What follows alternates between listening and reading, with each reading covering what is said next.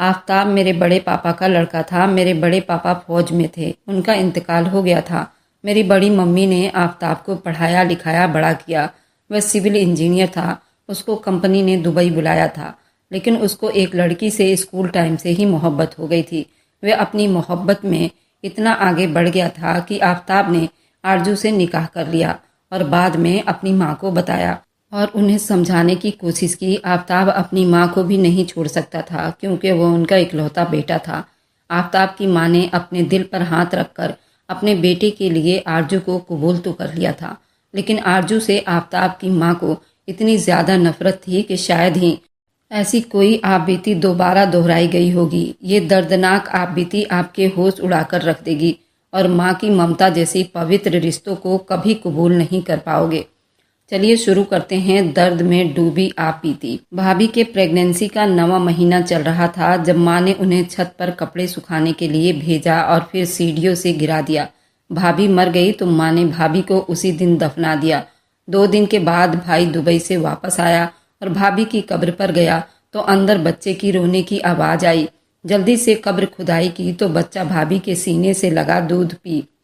ये था कहानी का शीर्षक। अब सुनिए पूरी कहानी। रात का टाइम था, हल्की हल्की बारिश हो रही थी। किचन में चूल्हा जल रहा था। भाभी चूल्हे पर रोटियां बना रही थी जब पीछे से माँ की चिल्लाती हुई आवाज़ सुनाई दी, कितनी देर लगेगी? मेरा सर दर्द से फटा जा रहा है। तू है कि बस अपने मज़े में काम करे जा रही है। भाभी ने जल्दी से हाथ धोए और माँ के लिए चाय बनाने लगी। माँ की बातें हमेशा तीखी होती थी, मगर आज उनके शब्दों में कुछ ज़्यादा ही तीखापन था, जैसे वो गुस्से में भरी बैठी हों और उन्हें किसी बात का गुस्सा हो। भाभी शादी के बाद से ही माँ की नज़रों में खटकती रहती थी। माँ को एक आंख नहीं भाती थी। वजह शायद ये थी कि वह एक पढ़ी लिखी सुलझी हुई लड़की थी और बजाय माँ को जवाब देने के माँ के ताने बर्दाश्त कर लेती थी, मगर जवाब देने की हिम्मत ना होती थी। माँ को हमेशा उससे शिकायत रहती थी कि उनके बेटे आफताब को ऐसी पत्नी मिली है जो बस किताबों में घुसी रहती है, माँ के तौर तरीके नहीं सीखती। जबकि भाभी हर तरह से खुद को माँ के सांचे में ढाल चुकी थी। वह हर तरह से बिल्कुल चुप रहती थी, बर्दाश्त कर लेती थी। पिछले कुछ महीनों में माँ का व्यवहार और ज़्यादा खराब होता जा रहा था। जब से माँ को ये मालूम हुआ था कि भाभी माँ बनने वाली हैं, माँ के व्यवहार में और ज़्यादा तीखापन उतर आया था। वह यही सोच रही थी कि अब आफताब अपनी पत्नी में ही खोया रहेगा और माँ को नज़रअंदाज कर देगा। ये ख्याल माँ के दिल में जहर बनकर घूमने लगा था। बीवी या माँ में से बेटा किसी एक का ही हो सकता था। माँ ये बात खुद से अक्सर दोहराती रहती थी। एक दिन माँ की बातें सुनकर भाभी का दिल जैसे टूट गया, क्योंकि उसने तो कभी माँ को आफताब से अलग करने की कोशिश नहीं की थी। वह अच्छे से समझती थी एक माँ और बेटे का क्या रिश्ता होता है। एक दिन माँ की बात सुनकर भाभी का दिल टूट गया। माँ ने अपने एक करीबी रिश्तेदार से कहा, ये लड़की मुझे बिल्कुल भी पसंद नहीं थी। मैंने तभी कहा था कि आफताब की शादी मैं अपने खानदान में करूंगी, मगर नहीं, उसे तो बस अपनी पसंद करनी थी। अब भुगत तो मैं रही हूँ, बेटे को भी मुझसे छीन लेगी। भाभी पास खड़ी सुन रही थी। उसका जिस्म जैसे सुन्न हो गया था। उसे यकीन नहीं आ रहा था कि माँ की नफरत इतनी गहरी थी। ये नफरत एक दिन खतरनाक हो सकता है। उसे इस बात का अंदाज़ा नहीं था। वह तो यही समझ रही थी कि वक्त बीतने के साथ साथ माँ की नफरत भी बदल जाएगी, मगर ये शायद उसकी सोच थी। आरजू की तबीयत बिगड़ने लगी थी। प्रेगनेंसी का 9वां महीना चल रहा था। वे अक्सर कमजोरी महसूस कर रही थी, मगर फिर भी घर के कामकाज में कमी नहीं आने देती थी। उसकी यही कोशिश होती वह माँ को शिकायत का कोई मौका ना दे, मगर माँ को ये सब पसंद नहीं था। वह चाहती थी कि आरजू हर वक्त उनसे डरी सहमी रहे। आरजू की चुप्पी भी माँ को चुभती थी। वक्त बीतने के साथ साथ माँ की नफरत जुनून में बदलती जा रही थी। एक दिन माँ ने आरजू को अपने कमरे में बुलाया और दरवाज़ा बंद करके कहा, सुन, तूने मेरे बेटे को मुझसे दूर कर दिया है। अगर तू ये समझ रही है कि बच्चे पैदा करके मेरे बेटे को तू अपने काबू में कर लेगी तो ये तेरा वहम है। आरजू ने नज़रें झुका ली और माँ से बहस नहीं करना चाहती थी, मगर माँ का शब्द खतरनाक था। आरजू ने कुछ कहने के लिए अभी मुंह ही खोला था कि माँ एकदम आगे बढ़ी और धीमे मगर जहरीली आवाज़ में बोली, अगर मैं चाहूँ तो वह दिन कभी नहीं आएगा जब तुम माँ कहलाओगी। ये सुनकर आरजू लड़खड़ा गई। आरजू की सास की कही हुई बात उसके गले में ही अटक गई। उसका हाथ खुद ब खुद पेट पर चला गया। वह घबराकर माँ की तरफ देखने लगी, मगर माँ की आंखों में नफरत के साए नजर आ रहे थे। माँ, ये आप क्या कह रही हैं? आप ऐसा सोच भी कैसे सकती हैं?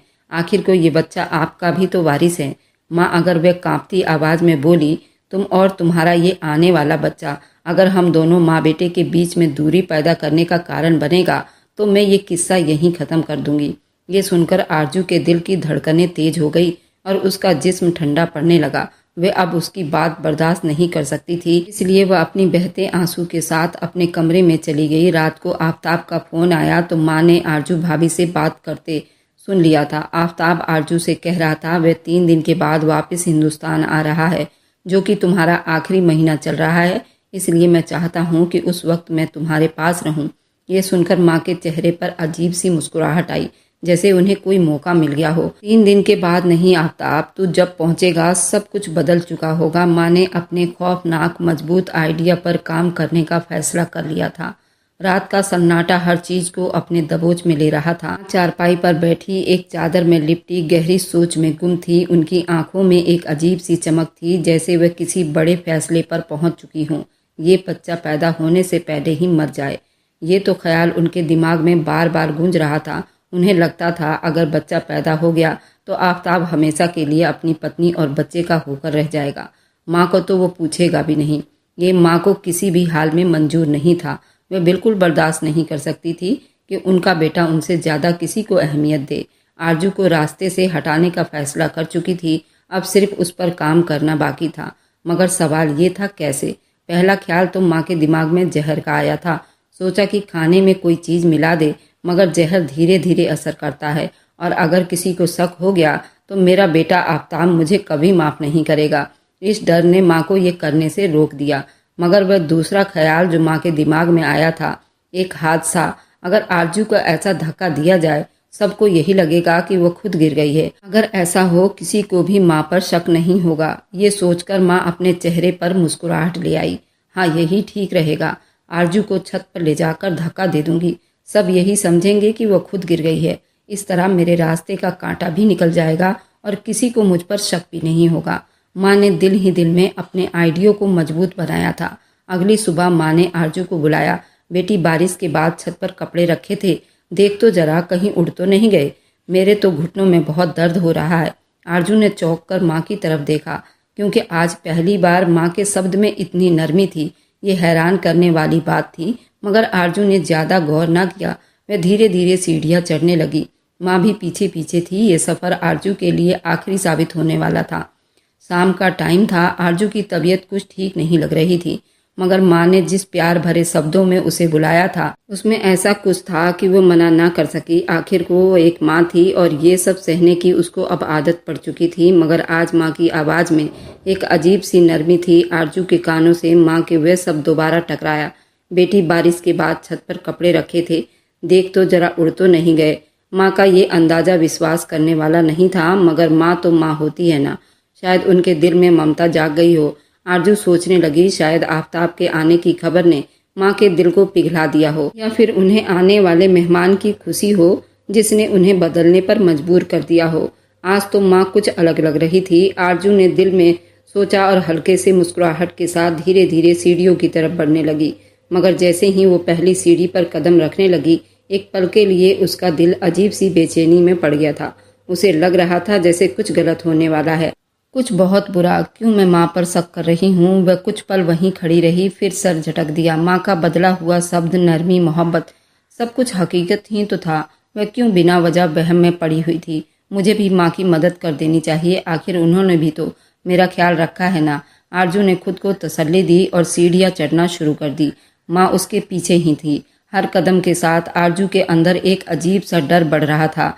किसी अनहोनी का एहसास उसे हर कदम पर डरा रहा था, मगर वह खुद को संभाल रही थी। सब ठीक है। छत पर पहुंचकर उसने इधर उधर नजरें दौड़ाई।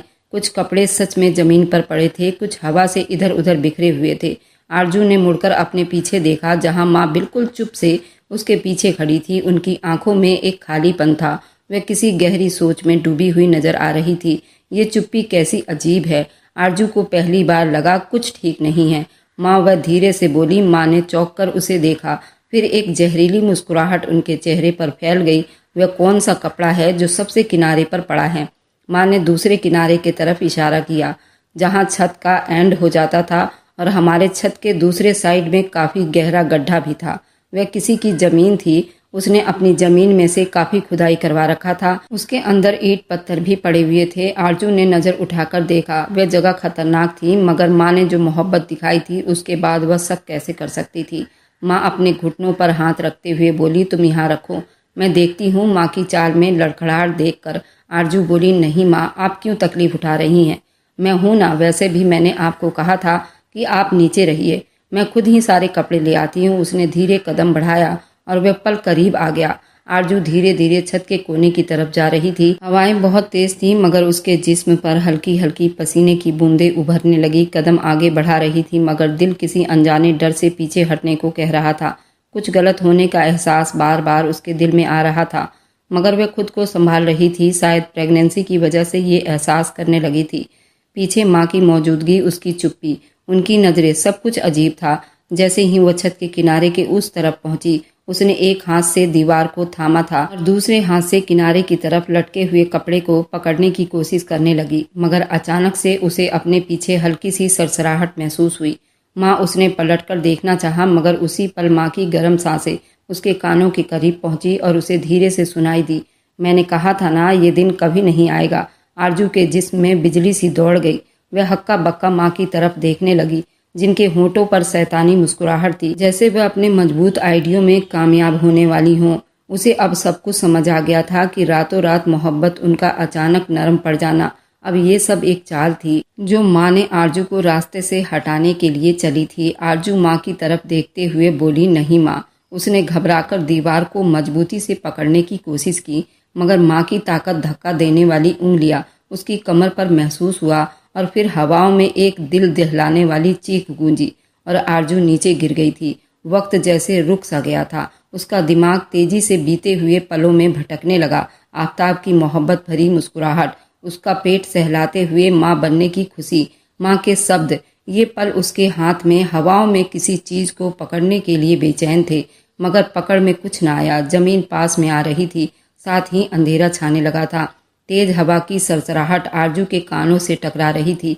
उसका जिस्म तेजी से नीचे गिर रहा था, मगर उसके अंदर की माँ चीख रही थी, नहीं, मुझे बचना होगा, मुझे अपने बच्चे के लिए लड़ना होगा। आखिरकार जैसे ही उसके कदम हवाओं में नीचे आ रहे थे, उसके हाथ में एक चीज आ गई। छत के किनारे से लटकी हुई एक लोहे की रोड जो कपड़े सुखाने के लिए बांधी गई थी। आरजू ने पूरी ताकत से उसे थाम लिया था। उसके बाजू में दर्द की एक तेज लहर दौड़ रही थी, मगर उसने हार नहीं मानी। वह अब हवाओं में झूल रही थी। मौत कुछ पलों की दूरी पर थी, मगर वह जिंदा थी। वह पल आरजू के लिए बहुत खतरनाक था। उसने ऊपर देखा तो माँ का चेहरा बिल्कुल पीला पड़ चुका था। ये मंजर माँ के दिमाग में भी नहीं था।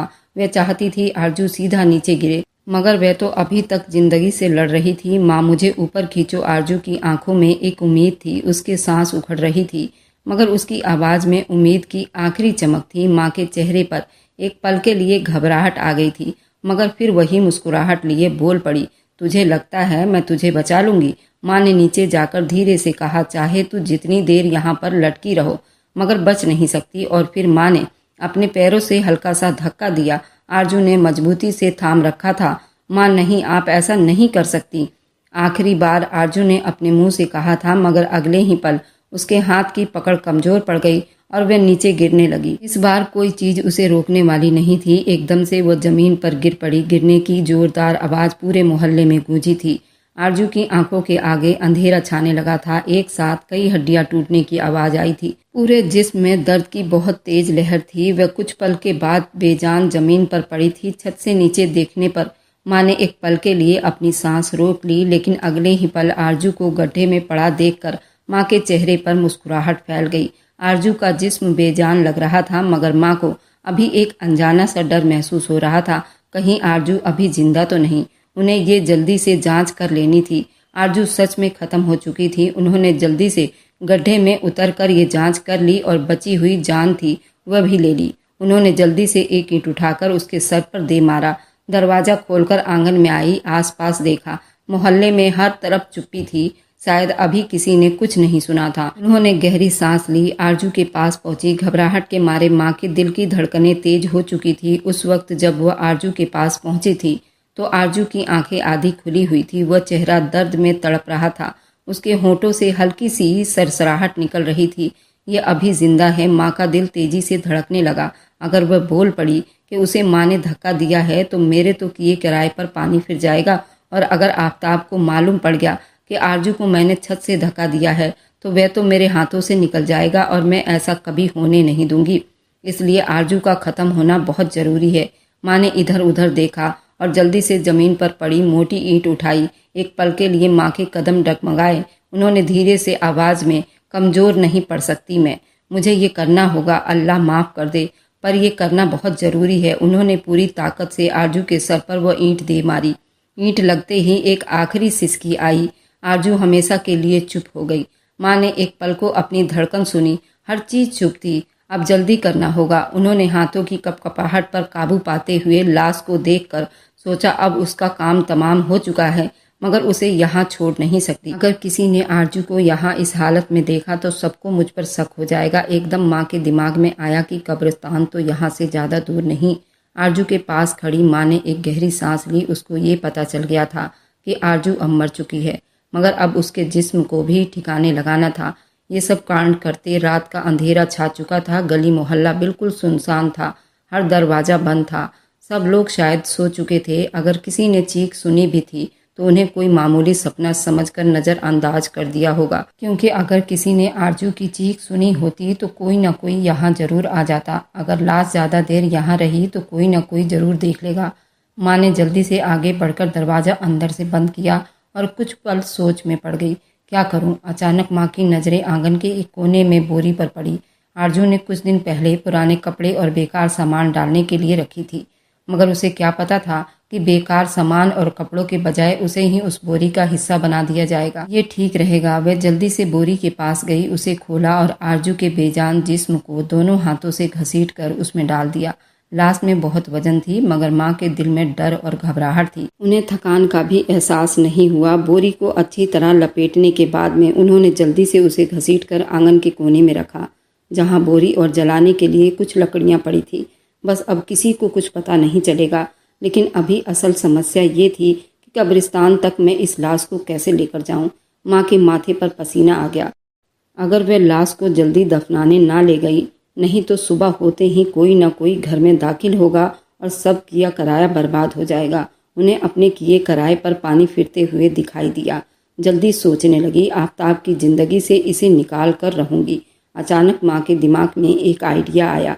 यही वक्त है। उन्होंने आंगन के एक कोने में आफताब की पुरानी साइकिल को देखा, जो आफताब बचपन में चलाया करता था। वह साइकिल पुरानी थी, लेकिन काफ़ी हैवी साइकिल थी। उस पर बोरी या सामान ले जाया जा सकता था। फिर जल्दी जल्दी माँ ने उस बोरी को घसीट कर उस साइकिल पर रखा और कपड़े से ढांका ताकि कुछ नजर न आए। फिर खुद को संभालते हुए दरवाज़ा खोला। रात का हर तरफ सन्नाटा छाया हुआ था। सन्नाटा इतना कि माँ की अपनी सांस डबल सुनाई दे रही थी। दरवाज़ा खोलने की आवाज़ उस वक्त बहुत भयानक लग रही थी। माँ साइकिल घसीटते हुए कब्रिस्तान की तरफ बढ़ गई। रात की काली स्याह हर जगह छाई हुई थी। माँ के हाथ उस साइकिल के हैंडल पर था और वह तेजी से कदम बढ़ा रही थी। जमीन हल्की सी नमी थी। शायद शाम में कहीं कहीं हल्की हल्की बूंदाबांदी हुई थी। ये काम जल्दी करना होगा, माँ ने अपने आप से कहा और तेज रफ्तार कर दी, क्योंकि माँ जल्दी जल्दी वहाँ कब्रिस्तान पहुँचना चाहती थी। मोहल्ले की गलियाँ अंधेरे में डूब चुकी थी। हर दरवाज़ा बंद था, मगर माँ का दिल तेजी से धड़क रहा था, कहीं कोई जाग ना जाए। बार बार माँ के दिल में ये ख्याल माँ को और डरा रहा था। रास्ते में एक मोड़ पर पहुंचकर अचानक माँ को एक साया नजर आया। कौन है? एकदम माँ का दिल दहल गया। माँ धीरे से साइकिल को धकेलते हुए गली के कोने तक ले गई, मगर करीब जाकर देखा तो गली के कोने में एक कुत्ते की परछाई थी, जो एक टूटी हुई दीवार के साथ बैठा हुआ था।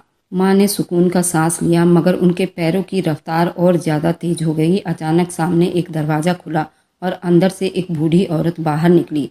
माँ जल्दी एक पेड़ के साए में दुबक गई। वह उस मोहल्ले की रिहाना खाला थी, जो अक्सर रातों को उठकर पानी पीती थी। माँ ने अल्लाह से दुआ की वह बुढ़िया बाहर ज्यादा देर ना रुके, वरना माँ को यकीन था वह जरूर पकड़ी जाएगी। बूढ़ी औरत ने एक पल को इधर उधर देखा, आसमान की तरफ नजर डाली, फिर धीरे से बड़बड़ाते हुए कहा, अजीब रात है, अभी कुछ ज्यादा ठंड भी नहीं है, न जाने आज मौसम में कैसा बदलाव है। ये कहते हुए उस बुढ़िया ने दरवाजा बंद कर दिया। माँ जो उसी पल के इंतजार में खड़ी थी, माँ ने और ज्यादा टाइम खराब नहीं किया, साइकिल को धक्का दिया और आगे बढ़ने लगी। गलियां पार करने के बाद आखिरकार कब्रिस्तान के दरवाजे के सामने जा पहुंची। कब्रिस्तान का दरवाज़ा पुरानी लकड़ियों का था, जो अक्सर रात को खुला ही रहता था। माँ ने साइकिल को वहीं छोड़कर फिर एक लंबा सांस लिया। अब तो वह बिल्कुल मंजिल के सामने खड़ी थी। उन्होंने दरवाजे को धकेल कर अंदर कदम रखा। रात के उस पहर कब्रिस्तान एक सन्नाटे में डूबा हुआ था। माँ ने अपने चारों तरफ नज़र दौड़ाई, जहाँ हर तरफ अंधेरा ही अंधेरा था। पुरानी कब्रें, कहीं कहीं झाड़ियों से हल्की हल्की सरसराहट। माँ का दिल जोर से धड़कने लगा, मगर वह रुक नहीं सकी। वह जल्दी से जल्द अपने मजबूत कारनामे को सर अंजाम देना चाहती थी। वह खुद से बात करते हुए बोली, ये वक्त डरने का नहीं, काम खत्म करने का है। मुझे जल्द से जल्द अपना काम खत्म करके यहाँ से निकलना होगा। उन्होंने जल्दी से एक पुराने कब्र के पास साइकिल रोकी। वह आरजू के लाश के साथ खुरपा डाल कर लाई थी ताकि कब्र खोद सके। फिर वह बड़ी तेजी स्पीड में जमीन खोदने लगी। जमीन खोदते हुए माँ के हाथ डर के मारे कांप रहे थे, मगर वह अपने इरादे से पीछे हटने वाली औरत नहीं थी। जमीन खोदते हुए माँ के हाथ मिट्टी से भर चुके थे, चेहरे पर पसीने उतर रहे थे, सांस बहुत तेज चल रही थी। जमीन खोदते हुए उन्हें अपने पीछे जैसे किसी के कदमों की आहट सुनाई दे रही थी। माँ के हाथ एकदम रुके। वह सुन खड़ी रह गई। उनके अंदर डर की एक लहर दौड़ गई, जो माँ को बुरी तरह से डरा गई थी। माँ ने मुड़कर पीछे देखा, मगर वहाँ कोई नहीं था। मुझे अपने दिल से इन सारे डर को निकाल फेंकना होगा और जल्दी जल्दी ये सब खत्म करना चाहिए, ताकि आने वाले टाइम में किसी को ये पता ना चल सके कि आरजू के साथ जो भी कुछ हुआ है उसकी जिम्मेदार मैं हूँ। उन्होंने आखिरी बार इधर उधर देखा। कब्रिस्तान में पूरा सन्नाटा था। कहीं दूर टिटहरी बोल रही थी और पेड़ों में सरसराहट थी। उस वक्त रात का वह मंजर किसी को भी डरा कर रख सकता था। माँ ने बोरी को दोनों हाथ से खींचा और कब्र में धक्का दे दिया, मगर जैसे ही बोरी कब्र में गिरी, माँ के कानों में एक आवाज़ गूंजी। माँ का पूरा जिस्म कांप गया। उन्होंने तेजी से पीछे मुड़कर देखा, मगर वहाँ कोई नहीं था। ये क्या था? माँ के हाथों की पकड़ कमजोर हो गई। क्या मैंने सच में? उन्होंने आरजू की आवाज़ सुनी। क्या आरजू की सांस अभी भी चल रही थी, या ये सब मेरा वहम है? खुद को समझाने लगी, ये सब उनके दिमाग का वहम है, मगर अंदर ही अंदर महसूस हो रहा था। उन्होंने जल्दी जल्दी मिट्टी डालना शुरू किया, मगर जो जो मिट्टी आरजू के बेजान शरीर पर डालती गई, माँ के कानों में एक धीरे धीरे आवाज़ गूंजती गई, माँ मेरा बच्चा मत मारो, माँ मत मारो। माँ का सांस रुकने लगा था, हाथ कांपने लगे थे। ये सब वहम है, ये सब वहम है। उन्होंने पूरी ताकत से कब्र खोली, कब्र में मिट्टी भरना शुरू किया। माँ ने आखिरी बार उस कब्र को देखा और थकी हारी पीठ सीधी करके खड़ी हो गई। काम पूरा हो चुका था। अब कोई यहाँ जान भी नहीं सकेगा कि आरजू कहाँ गई। माँ ने खुद को तसल्ली दी, मगर जैसे ही माँ पलटने लगी, एक ठंडी हवा का झोंका आया और पेड़ों की सरसराहट में एक बार फिर वही मध्यम सी आवाज़ सुनाई दी, माँ मुझे मत मारो। माँ के पैरों तले से जमीन निकल गई। उन्होंने जल्दी कदम तेज किया और कब्रिस्तान के दरवाजे की तरफ बढ़ने लगी। कब्रिस्तान के दरवाजे पर पहुंचकर माँ ने मुड़कर देखा, फिर आगे कदम बढ़ा दिए। कब्रिस्तान से बाहर निकल गई, मगर रास्ते में हर तरफ उन्हें लग रहा था जैसे कोई उनके पीछे धीरे धीरे कदम बढ़ाता आ रहा है। ये सब मेरा वहम है और कुछ नहीं है। मगर उनके दिल की धड़कन तेज तेज हो रही थी। माँ कब्रिस्तान से निकलकर तेज तेज कदमों से घर की तरफ बढ़ी। रात काफी हो चुकी थी और चारों तरफ सन्नाटा था, जैसे कोई उनके पीछे चल रहा हो। मगर वह खुद को बार बार समझा रही थी, सब खत्म हो चुका है, अब कुछ नहीं होगा। मगर उन्हें ये मालूम नहीं था, जो कुछ उन्होंने दफना दिया था वह पूरी तौर पर खत्म नहीं हुआ था। आरजू की सांस तो हमेशा के लिए थम चुकी थी, मगर उसके जिस्म में अभी एक मासूम जान जिंदा था। कब्र की गहराई में आरजू के बेजान जिस्म के साथ एक और दिल भी धड़क रहा था। का बच्चा, वह बच्चा जो माँ के पेट में 9 महीने पूरा हो चुका था, वह अभी भी जिंदा था। और शायद इस बच्चे के लिए आरजू ने कई बार जिंदगी की दुआ मांगी थी, मगर कुदरत को शायद कुछ और ही मंजूर था। जैसे जैसे टाइम बीतता गया, बच्चे को सांस की कमी महसूस होने लगी, मगर माँ का जिस्म आखिरी सांसों तक उसे महफूज रखने की कोशिश कर रहा था। फिर अचानक एक हल्की सी हलचल हुई। माँ के बेजान जिस्म के अंदर एक नन्ही सी हरकत हुई और उस बच्चे की पैदाइश हो गई। फिर एक और झटका, एक मासूम सांस, फिर एक धीमी सी मध्यम सी रोने की आवाज़। कब्र की गहराई में एक बच्चा जिंदा था। अंधेरे में दफन हुआ मासूम जान धीरे धीरे हिलने लगी। माँ के सीने से लगा वह बच्चा दुनिया में अपनी पहली सांसें ले रहा था। और फिर कब्र के नीचे से बच्चे की रोने की एक मध्यम दिल दहलाने वाली आवाज़ तेज हुई, आवाज जमीन के नीचे दबी हुई गहराई से आ रही थी, मगर कुदरत के करिश्मा ने उसे हवा में बिखेर दिया था ताकि बच्चों को नई जिंदगी मिल सके। कब्रिस्तान में हर चीज खामोशी में डूबी हुई थी, मगर जैसे बच्चे की रोने की आवाज निकली, पेड़ों की सरसराहट तेज हो गई। अचानक हवा का तेज बवंडर उस कब्र के आसपास घूमने लगा और काफी हद तक बवंडर ने उस मिट्टी को खोद डाला था। कहीं दूर कब्रिस्तान के रखवाले ने उस बच्चे की आवाज पर चौंका। ये बच्चा कहाँ रो रहा है? लगता है कब्रिस्तान से आवाज आ रही है। उसके रोंगटे खड़े हो गए। रात के उस पहर कब्रिस्तान में किसी बच्चे की रोने की आवाज आई। अल्लाह, ये कैसी आफत है। वह जल्दी से अपने लालटेन लेकर कब्र की तरफ दौड़ा था ताकि ये जान सके कि बच्चे की रोने की आवाज कहाँ से आ रही थी। जब वो कब्रिस्तान में पहुंचा और नजर दौड़ाया, उसकी नजर उस कब्र पर पड़ी जो अभी अभी उस बवंडर ने काफी हद तक खोद दिया था। कब्रिस्तान के रखवाले ने कदम तेजी से आगे की तरफ बढ़ाया और उस कब्र पर खड़ा होकर उस कब्र की हालत देखने लगा। वहां पर जितने कब्रें थीं वे सब की सब ठीक थीं। सिर्फ उसी कब्र की इतनी हद तक मिट्टी उखड़ गई थी और ना ही वो मिट्टी वहां पर दिखाई दे रही थी। वह डरने लगा। अगर किसी जानवर ने वो मिट्टी खोदी होती तो वह मिट्टी वहीं पर नजर आती, लेकिन उस बवंडर ने वह मिट्टी न जाने कहाँ गायब कर दिया था। जब्बार भाई के हाथ में पकड़ी लालटेन कब्रिस्तान के जमीन पर गिर गई, क्योंकि वो बुरी तरह से कांप रहे थे। वह वहां खड़े नहीं हो पा रहे थे। तुरंत भागकर अपने 2 साथियों को लेकर आए। जब वहां कब्र पर पहुंचे तो उसमें से बहुत जोर की आवाज बच्चे की आ रही थी और वे चारों लोग बहुत बुरी तरह से घबरा रहे थे कि आज तो कोई मैयत भी नहीं आई थी, तो अचानक से ये सब कैसे हुआ। वे लोग बहुत डर भी रहे थे कि हमें ये कब्र खोदनी चाहिए या इसको दोबारा से मिट्टी भरकर ढक देनी चाहिए। लेकिन उन चारों को उस बच्चे की आवाज ने उन्हें कब्र खोदने पर मजबूर कर दिया। उन लोगों ने कब्र खुदाई की। उन्हें ज्यादा मेहनत नहीं करनी पड़ी, क्योंकि आधा से ज्यादा उस बवंडर ने अपना काम कर दिया था। उस बवंडर के बारे में किसी को अभी जानकारी नहीं थी, लेकिन अचानक कब्र के दूसरी तरफ एक आदमी आता हुआ नजर आया। उसका घर कब्रिस्तान के आसपास में ही था। वह आदमी बिजली कटने की वजह से अपने छत पर गया हुआ था ताकि तार को देख सके कहीं तार टूट तो नहीं गई। तभी उसने उस कब्रिस्तान में उस बवंडर को घूमते हुए देखा था और उसकी एक बहुत तेज बिजली चमकती हुई नजर आई थी, जिसकी वजह से वह एकदम घबरा गया था और वह यही बताने आया था, देखो तो किसी कब्र को नुकसान हुआ है क्या, ताकि उस कब्र की मरम्मत हो सके। जब यहाँ पहुंचा तब पहले से ही जब्बार और उसके 4 साथी उस कब्र के पास खड़े मिट्टी को खोद रहे थे। तभी उस आदमी ने वह सारी बात बताई। जब उसने बच्चे की रोने की आवाज सुनी तो उसके माथे पर भी पसीना आ गया। कुछ ही देर में उन लोगों ने पूरी कब्र खोल दी थी। जो नज़ारा उन्हें देखने को मिला, उनके पैरों तले से जमीन निकल गई। वे कब्र तो पुरानी थी, लेकिन उसमें वह लाश, वह भी एक बोरी में लिपटी हुई, और वह बच्चा जो अभी जिंदा था। ये सब करते हुए सुबह का फजर का टाइम हो गया था और सभी गांव वाले जाग गए थे। उस कब्रिस्तान में लाखों की भीड़ जमा हो गई थी, लेकिन आफ्ताब की माँ को कुछ भी खबर नहीं था। वह तो सोच रही थी कि उसने काम तमाम कर दिया। दूसरी तरफ जैसे ही आफ्ताब दुबई से घर पहुंचा, वह बहुत खुश था। माँ से मिलने के बाद उसकी नज़रें अपनी बीबी आरजू के तलाश में थी। माँ ने गम और मुंह बनाकर अफसोस भरे शब्दों में कहा, आफ्ताब, तुम जिसे ढूंढ रहे हो वो हमें हमेशा के लिए छोड़कर चली गई। आफ्ताब दुख और हैरानी के मिले जुले असर लिए माँ के तरफ देखने लगा। माँ पल्लू से अपने आंसू पोंछते हुए बोली, हाँ बेटा, मैं सच कह रही हूँ, आरजू हमें छोड़कर चली गई। आफ्ताब को एक पल के लिए तो यकीन नहीं आया, मगर कैसे कैसे? वह अभी कल ही तो मुझसे बात हुई थी। उसने कहा था कि बिल्कुल ठीक है, तो फिर ये सब कैसे हुआ? माँ बोली, वह रात को छत पर कपड़े लेने गई थी, तो मैंने उसे बहुत रोका था, मत जाओ। मैंने बहुत कोशिश की, लेकिन वह ना मानी। आफ्ताब को माँ की बातों में कुछ अजीब सा लगा। वह बच्चा, मेरा बच्चा? आफ्ताब ने बेचैनी से पूछा।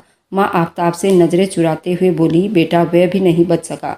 आफ्ताब के कदमों तले से जमीन निकल गई।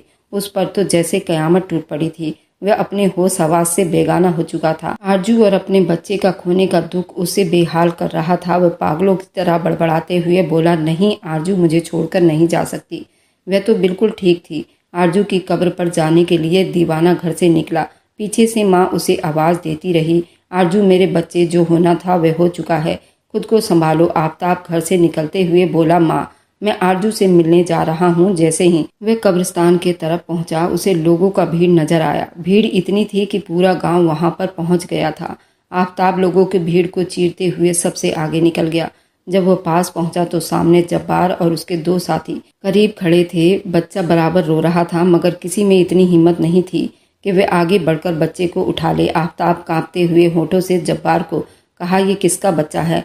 जब्बार भाई बोला, पता नहीं बेटा, ये तो पुरानी कब्र थी और इसमें तो ये लाश है, मैयत नहीं, क्योंकि मैयत को तो कफन पहनाकर दफनाया जाता है। इसमें तो खून से सना हुआ लाश है और ये बच्चा जिंदा है। इतने में वहाँ पुलिस भी पहुँच चुकी थी। उस लाश को वहाँ से निकाला गया और उसको अस्पताल पहुँचाया गया। आफ्ताब तो जैसे पागल हो गया था, उसे जैसे होश भी नहीं था, क्योंकि उसने अपनी बीवी को पहचान लिया था। अस्पताल में बच्चे को तो बचा लिया गया था, लेकिन आरजू को मरे हुए 12 से 13 घंटे हो चुके थे। आरजू को दोबारा से नहला धुलाकर उसे कब्रिस्तान में पहुंचाया गया। आफ्ताब तो रो रो कर अपना होश हवास खो बैठा था, लेकिन उसको जिंदा रहना था अपने बच्चे के लिए, क्योंकि उसका बच्चा तो जिंदा था। वह एक झटके से खड़ा हुआ और पागलों की तरह घर की तरफ दौड़ा। बार बार उसके कानों में माँ की बातें गूंज रही थी। जब आफ्ताब घर पहुंचा तो उसका सांस फूल रहा था। माँ आफ्ताब को घर में आता देखकर घबरा गई। वे कांपते हुए आवाज में बोली, बेटा, तुम्हारा चेहरा क्यों उतरा हुआ है? आफ्ताब आगे बढ़ा और गुस्से से चिल्लाया, माँ, मेरी बीवी जिंदा दफन थी। तुमने मुझसे झूठ क्यों बोला? माँ का रंग फीका हुआ। वह एकदम आगे बढ़कर आफ्ताब के करीब पहुंचते हुए बोली, नहीं बेटा, तुम्हारी माँ तुमसे झूठ कैसे बोल सकती है? माँ ने देखा कि आफ्ताब की आंखों में जैसे खून उतर आया हो। वह चीखने लगा, माँ, तुमने ऐसा क्यों किया? माँ अपने कांपते हुए वजूद के साथ पीछे हटते हुए बोली, बेटा, मैंने ये सब कुछ तुम्हारे लिए किया। माँ की आवाज में कपकपाहट थी। आफ्ताब अपनी आंखों में गुस्सा लिए बोला, मेरी बीवी की कातिल हो? माँ, ये बात अब मुझे समझ में आ गई है। माँ के हाथ कांप रहे थे। वह बोली, मैंने तो बस रास्ते का कांटा हटाया था। आफ्ताब अपने बालों को नोचते हुए बोला, माँ, वे कांटा नहीं थी, वो मेरी जिंदगी थी, मेरे बच्चे की माँ थी। गुस्सा और डर से चिल्लाते हुए बोली, नफरत थी मुझे उस आरजू से। मैं तो शुरू से ही उसे अपनी बहू बनाने के लिए तैयार नहीं थी, मगर मुझे तुम्हारी खुशी के आगे झुकना पड़ा था। मैंने सोचा क्यों ना तुम्हारे आने से पहले उसे ठिकाने लगा दूं। इसलिए मैंने उसे कपड़ों के बहाने छत पर ले गई और वहां से मैंने उसे धक्का दे दिया। आफ्ताब की आंखों में हैरानी छा गई। अपनी माँ की तरफ देखे जा रहा था। एक माँ कैसे अपने बेटे की खुशियों को उजाड़ सकती है? वह बेबसी से बोला, माँ, तुमने अच्छा नहीं किया। तभी दरवाजे पर किसी की आने की आहट हुई। पुलिस आ चुकी थी। ने सब कुछ पुलिस को पहले से ही बता दिया था। पुलिस अंदर आई और माँ को गिरफ्तार कर लिया गया। माँ चिल्लाती रही, मगर अब कुछ नहीं हो सकता था। बेटा, मैंने ये सब तुम्हारे लिए किया। माँ चीख रही थी, मगर आफ्ताब ने पीछे मुड़कर भी नहीं देखा, क्योंकि अपनी बीवी को खोने के बाद उसमें अपनी माँ को खोने की हिम्मत नहीं थी। उसने अपनी माँ से मुंह मोड़ लिया। आरजू की मौत के बाद आफ्ताब की दुनिया अंधेरी हो चुकी थी। वह दुबई से खुशी खुशी वापस आया था, मगर यहाँ आकर उसकी जिंदगी हमेशा के लिए बदल गई थी। 1 साल के बाद आफ्ताब एक पार्क में अपने बेटे के साथ बैठा हुआ था। बच्चा हंसता हुआ उसकी गोद में आकर बैठा। पापा, क्या मेरी माँ बहुत खूबसूरत थी? आफ्ताब ने आसमान की तरफ देखा। एक आंसू उसकी आंखों से निकलकर जमीन पर गिरा, मगर इस बार उसकी मुस्कुराहट भी साथ थी। हाँ बेटा, वह दुनिया की सबसे खूबसूरत औरत थी, मगर शायद उसका और तुम्हारे पापा का साथ बहुत कम दिनों के लिए था। मगर उसके साथ बीते हुए वह खूबसूरत पल अभी भी तुम्हारे पापा के साथ है और हमेशा रहेगा। ये अच्छी याद की तरह मेरी माँ को उम्र कैद हो चुकी थी, पर मैंने पलटकर अपनी माँ की खबर नहीं ली। और मेरी वीडियो जहाँ से भी आप लोग देखते हैं, कमेंट में अपने शहर और राज्य का नाम ज़रूर बताइए। मुझे आप लोगों के कमेंट पढ़ने में बहुत आनंद आता है और उन सभी का मैं बहुत बहुत धन्यवाद करना चाहती हूँ, जो लोग मेरी वीडियो को देखते हैं, लाइक करते हैं और शेयर करते हैं।